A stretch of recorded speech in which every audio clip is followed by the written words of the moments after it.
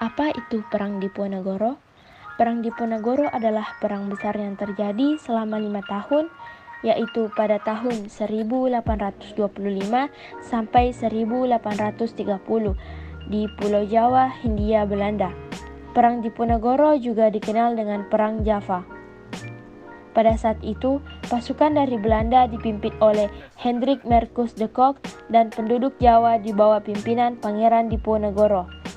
Pada saat masa peperangan terjadi, banyak penduduk Jawa yang tewas yang mencapai 200.000 jiwa dan dari pihak Belanda 8.000 dan serdadu pribumi sebanyak 7.000. Latar belakang atau sebab khusus. Provokasi yang dilakukan oleh pihak Belanda untuk merencanakan pembuatan jalan menerobos tanah Pangeran Diponegoro dan juga membongkar makam keramat. Selanjutnya, Diponegoro tersingkir dari kekuasaan karena telah menolak untuk berkompromi dengan Belanda dan lebih memilih untuk ke Tegalrejo. Latar belakang, sebab umum. 1. Timbulnya rasa kekecewaan di kalangan para ulama karena masuknya budaya barat yang tidak sesuai dengan ajaran Islam. 2. Belanda ikut campur tangan dalam masalah kesultanan. 3. Sebagian bangsawan merasa kecewa karena Belanda tidak mau mengikuti adat istiadat dari keraton. 4. Kehidupan rakyat yang semakin menderita dan juga disuruh kerja paksa dan harus membayar berbagai macam pajak. Dan 5. Wilayah Kesultanan Mataram yang semakin sempit dan para raja sebagai pengusaha pribumi yang mulai kehilangan kedaulatannya. Adapun latar belakang sebab umum. Pemasangan patok oleh Belanda untuk pembangunan jalan yang melintasi tanah dan juga makam para leluhur Pangeran Diponegoro di Tegalrejo. Kemudian dibuat pada awal para bangsawan juga merasa kecewa karena Belanda telah menghapus sistem penyewaan tanah oleh para bangsawan kepada petani yang mulai terjadi pada tahun 1824. Proses terjadinya Perang Diponegoro. Pangeran Diponegoro memimpin atas pasukannya dengan perang gerilya.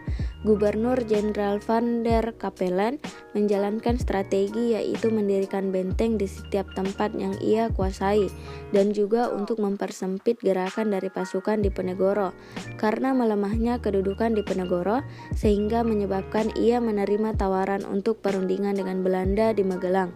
Perundingan ini pun gagal dalam mencapai kata sepakat.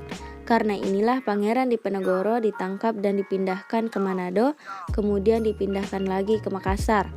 Perang ini berlangsung selama 5 tahun dan membawa dampak yang membuat kekuasaan wilayah Yogyakarta dan Surakarta berkurang dan banyak menguras kas Belanda. Tokoh-tokoh yang terlibat dalam Perang Diponegoro. Ratu Ageng, ibu tiri dari Pangeran Diponegoro, lebih berpihak kepada Belanda. Patih Danurejo, patih yang berpihak dan bekerja sama dengan Belanda. Kiai Maja, pemimpin spiritual pemberontakan yang membantu Pangeran Diponegoro. Pangeran Mangkubumi yang sejak awal mendukung pemberontakan Pangeran Diponegoro di Tegalrejo. ISKS Pakubuwono 6 membantu dan mendukung Pangeran Diponegoro. Raden Tumenggung Sentot Alibasya Prawiro Dikdoyo, Bupati Gagatan, Panglima utama dalam peperangan dan memberi dukungan kepada Pangeran Diponegoro yang pada akhirnya menyerahkan diri kepada Belanda setelah Kiai Mojo dan Pangeran Mangkubumi ditangkap. Akhir Perang Diponegoro. Untuk menghadapi Perang Diponegoro, Belanda harus menarik pasukan yang dipakai untuk perang di Sumatera Barat. Pada saat itu, Belanda juga sedang menghadapi perang besar, yaitu Perang Padri. Namun akhirnya Belanda harus melawan kedua belah pihak itu dan belakangan bersatu untuk berbalik melawan kolonial Belanda.